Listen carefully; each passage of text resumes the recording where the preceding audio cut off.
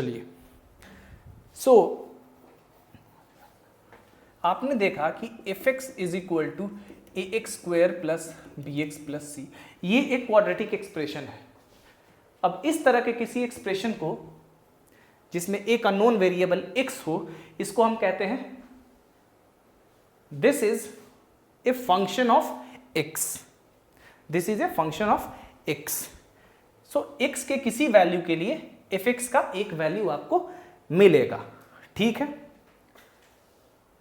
Function को detail में हम लोग बाद में पढ़ेंगे। अब ये एक सिंगल वेरिएबल का फंक्शन है।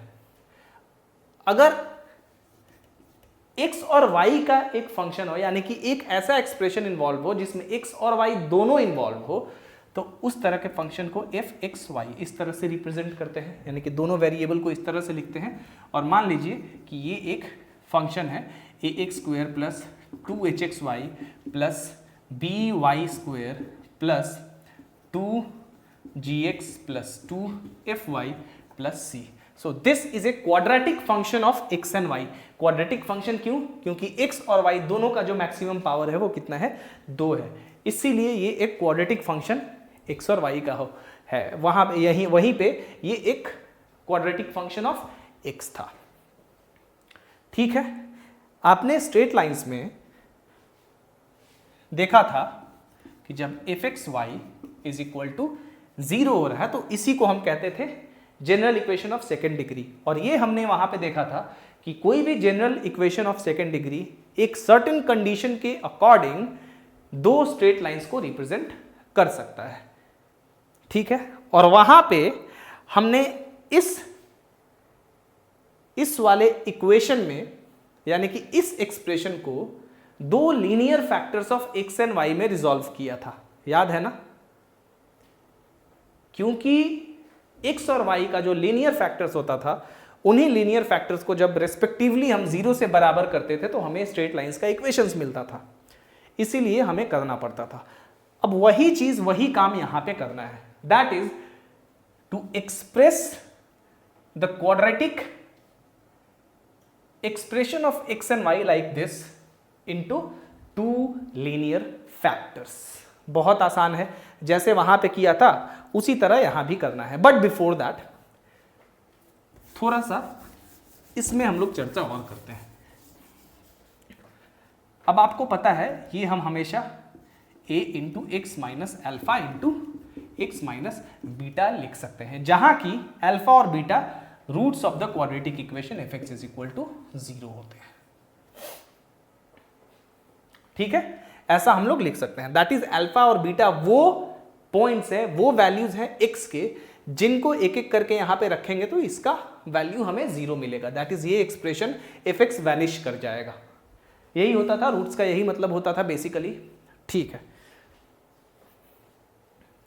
सो हम देख रहे हैं कि अगर यहां पे अल्फा और बीटा दोनों अगर रेशनल हो तो x माइनस अल्फा और x माइनस बीटा, ये जो दोनों हैं हम देख पा रहे हैं कि दो लीनियर फैक्टर्स हैं x के, ठीक है। दो लीनियर फैक्टर्स है, और अगर अल्फा बीटा रेशनल हो तो ये लीनियर रेशनल फैक्टर्स हैं x में, ठीक है ना। और सबसे इंपॉर्टेंट चीज कि कोई क्वाड्रेटिक इक्वेशन, इनके रूट्स रेशनल कब होते थे? जब b square minus 4ac perfect square होता था, याद होगा ये तो आपको। चलिए ये चीज याद रखिएगा। अब हम लोग चलते हैं अपने थ्योरम की तरफ।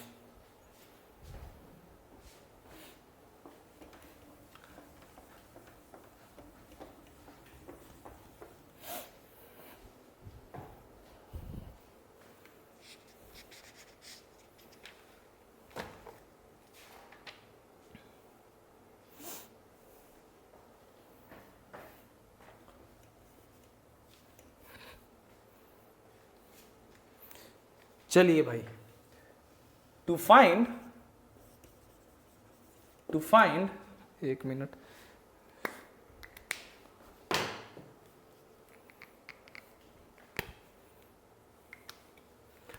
to find the condition that a quadratic function in x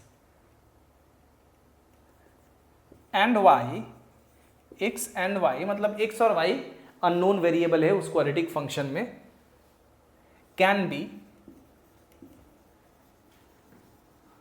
resolved into two linear factors। ठीक है, चलिए थ्योरम है बहुत इंपॉर्टेंट, इसको आपको कर लेना है। Let f x y is equal to a x square plus 2hxy plus by square plus 2gx plus 2fy plus c। So this is the general quadratic expression of x and y। So ये एक x और y का quadratic function हो गया, उसको हमने fxy से represent किया। अब कह रहा है कि इस फंक्शन को, इस एक्सप्रेशन को दो लीनियर फैक्टर्स में रिजॉल्व करना है। लीनियर फैक्टर्स मतलब ऐसे फैक्टर्स में जिनमें x और y का जो पावर है मैक्सिमम वो फर्स्ट डिग्री का हो, फर्स्ट पावर हो। ठीक है, now f x y is equal to 0 करते हैं। तो जैसे ही एफ एक्स वाई 0 करेंगे तो हमें एक इक्वेशन मिल जाएगा, that implies A x square plus 2hxy। आपने अगर स्ट्रेट लाइन में सब कुछ याद होगा तो बस वही काम हम कर रहे हैं, plus c is equal to 0।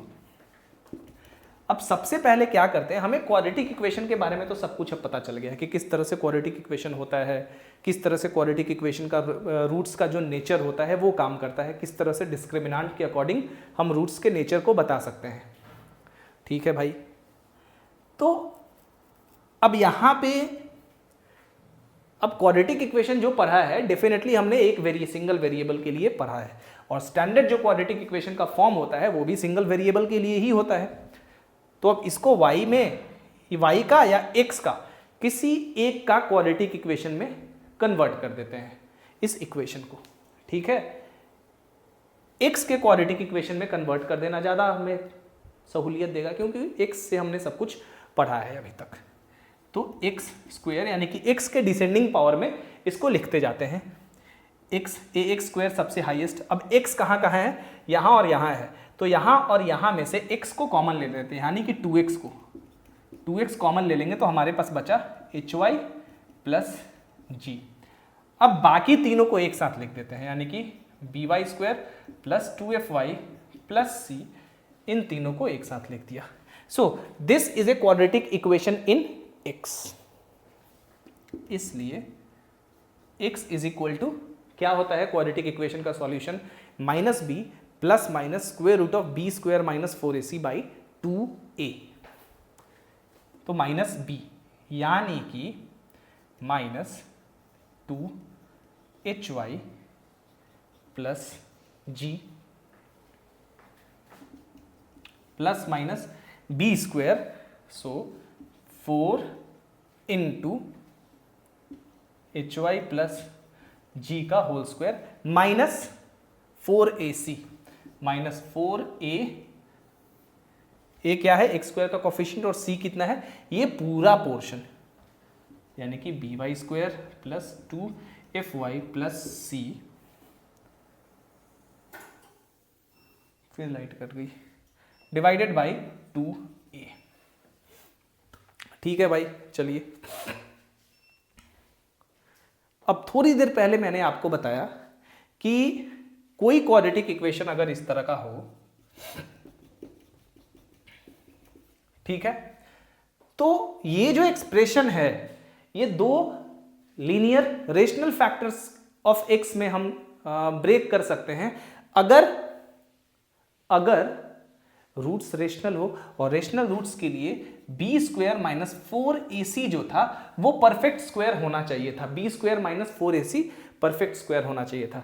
और इसका सॉल्यूशन जब हम देखते थे तो क्या होता था, x is equal to minus b plus minus square root of b square minus 4ac divided by 2a। तो जो स्क्वायर रूट के अंदर वाला टर्म होता था वो परफेक्ट स्क्वायर होना चाहिए था, ठीक है। अगर ऐसा होता था तभी जाके अल्फा और बीटा यानी कि रूट्स इस क्वाड्रेटिक इक्वेशन का रेशनल होता था, और देन इन दैट केस हम दो रेशनल फैक्टर्स में x minus alpha x minus beta में इसको ब्रेक कर सकते थे, ठीक है। और वही हमें यहां पे करना है। दो अब लीनियर फैक्टर्स लिखा गया है, लेकिन इसका मतलब है कि दो रेशनल फैक्टर्स में ही हमें इसको रिजॉल्व करना है, ठीक है ना। चलिए,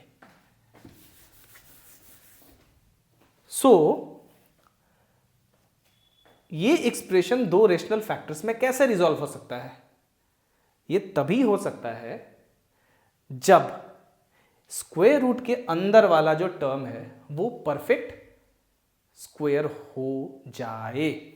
अब परफेक्ट स्क्वायर का कंडीशन क्या होता है ये भी सबसे पहले हमें सीखना होगा। चलिए, वो भी मैं थोड़ी देर में आपको बता दूंगा। अभी इसको थोड़ा हम लिख लें सही से। देखिए, यहां से 4 और 4 है, बाहर निकालेंगे 2 निकलेगा, -2, यहां पे 2, यहां पे 2, इन सारे 2 को काट देते हैं। अब a बचा नीचे, a को इधर करेंगे तो आ जाएगा ax, और यहां पे कितना बचा, -hy प्लस जी, इधर ले आते हैं तो plus hy plus g is equal to, यहां पे क्या बचा, plus minus square root of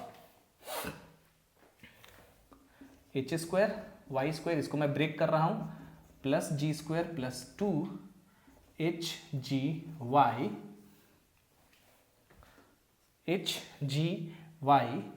minus 4ab y square minus, माफ करिएगा 4 मैंने बाहर निकाल लिया है, ठीक है, 4 मैंने बाहर निकाल लिया है, तो बचा minus ab y square minus 2afy और माइनस ac, ठीक है, माइनस ac।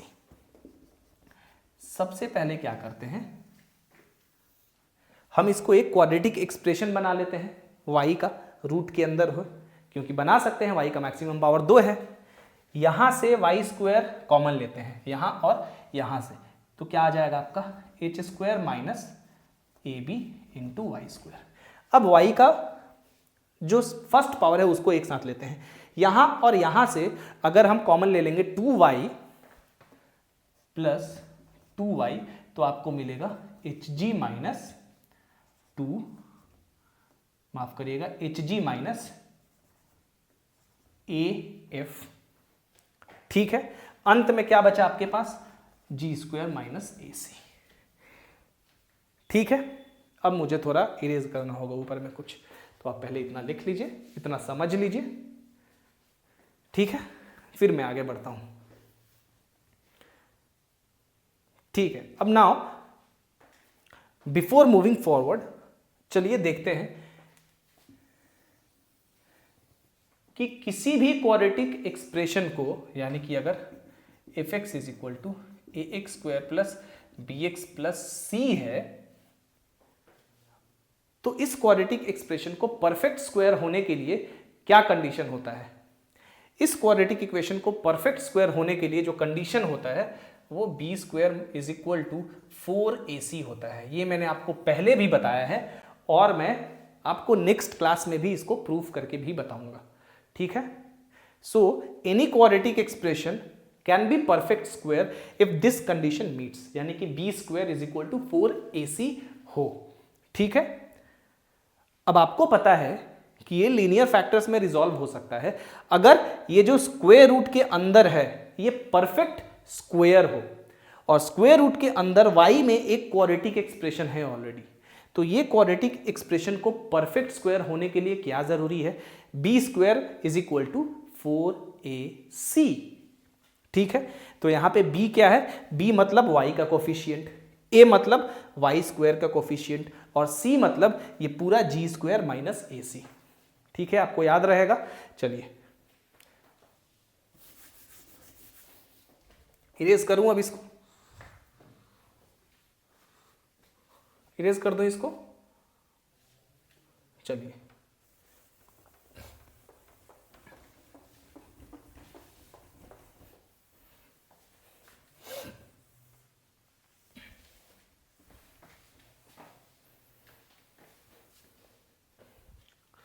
ठीक है।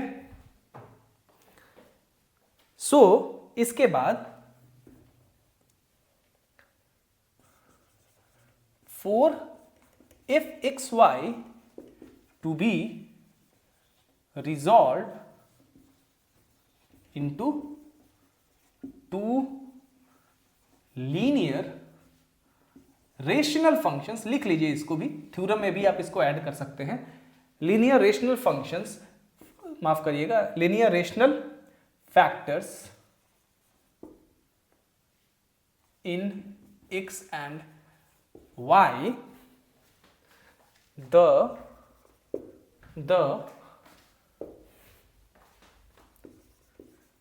expression अंडर द, इसको रेडिकल का सिंबल बोला जाता है, तो मैं स्क्वायर रूट लिख देता हूं या रेडिकल लिख देता हूं, आप समझ लीजिएगा। अंडर द, ओहो, under the radical must be a perfect square. Therefore perfect square के लिए क्या कंडीशन होना चाहिए? B square is equal to 4ac। तो बी स्क्वायर वाई का coefficient that is 4hg minus af का whole square is equal to 4ac 4h square minus ab into g square minus ac। आपको याद होगा कि यही वो कंडीशन होता था कि अगर जो सेटिस्फाई करेगा तो एक general equation of second degree दो स्ट्रेट लाइंस को रिप्रेजेंट करता था। सेम वही चीज है, 4 और 4 काट दीजिए, इसलिए the required condition is therefore यहां से ही देयरफॉर को हटा दीजिए क्योंकि वहां पे मैंने देयरफॉर लगा दिया है, इसको इरेज कर दो, अब आप समझ लीजिएगा। चलिए, इज देयरफॉर क्या हो जाएगा हमारा? hg माइनस af का whole square is equal to h square minus ab into g square minus ac। और इसी को आपको याद होगा, लिख सकते हैं abc plus 2fgh minus af square minus bg square minus ch square is equal to 0। और इसी को हम डिटर्मिनेंट फॉर्म में लिख सकते हैं। कैसे? और याद करिए, स्ट्रेट लाइन से याद करिए, a h g h g b f f c, यही होता था ना।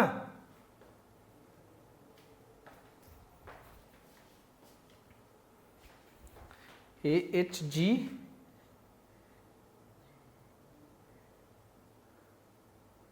b f f c is equal to 0। ठीक है, 0।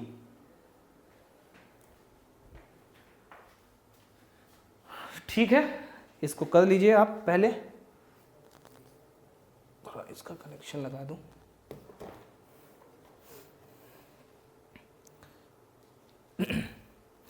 आपको कुछ problems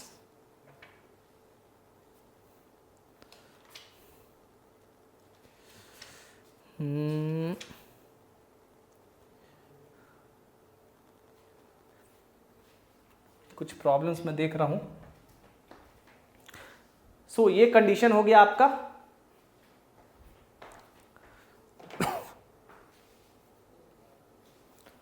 this is the condition for which you can resolve or a quadratic function of x and y into two linear rational factors. ठीक है, सो यही कंडीशन होता है. आपको ये याद रख लीजिए या फिर ये याद रख लीजिए या फिर ये याद रख लीजिए. सबसे आसान तो ये वाला है, ठीक है, और उसके बाद ये वाला है और उसके बाद ये वाला है. ये सबसे आसान है. आपने स्ट्रेट लाइंस में भी इसको पढ़ा है, आपको कोई दिक्कत नहीं होने वाली है. तो यही वो कंडीशन है जिसके जो अगर सेटिस्फाई होगा तो आप इस तरह के किसी quadratic function in x y को दो लीनियर फैक्टर्स में रिजॉल्व कर सकते हैं. सो आज के क्लास के लिए इतना ही रहने देते हैं, ये तो काफ़ी लंबा हो जाएगा. ठीक है.